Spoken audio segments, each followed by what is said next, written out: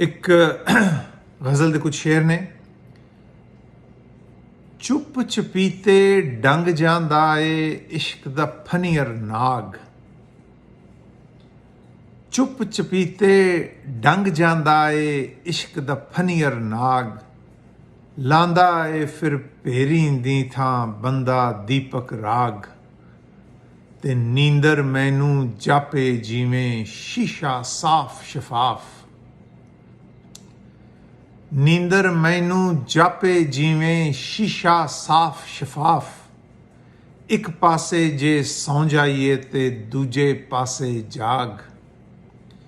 ते क्यों डोली विच बह के कटिए दूर दुराडे पैंडे।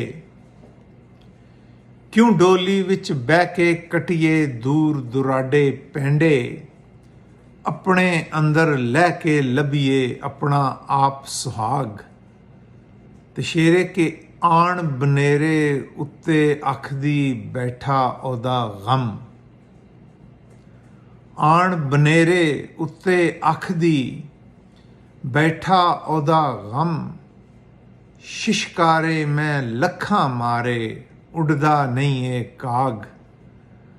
ते बेवसवासे की आखां मैं सज्जन बेली साडे। बेवसवासे की आखां मैं सज्जन बेली साडे।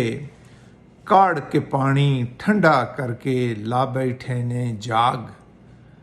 ते कर लै अपनी सदर पदरी आकड़ वांग मलाई। कर लै अपनी सदर पदरी आकड़ वांग मलाई। जिवें जट्टी कोटे कोई गंदलां आला साग। ते आखिरी शेर है कि असबाब दी सानू समझ आई अज आके महमूद।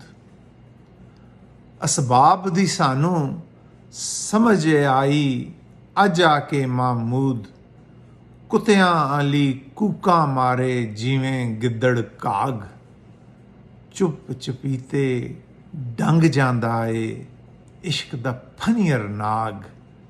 लांदा ए फिर भेरी दी थां बंदा दीपक राग।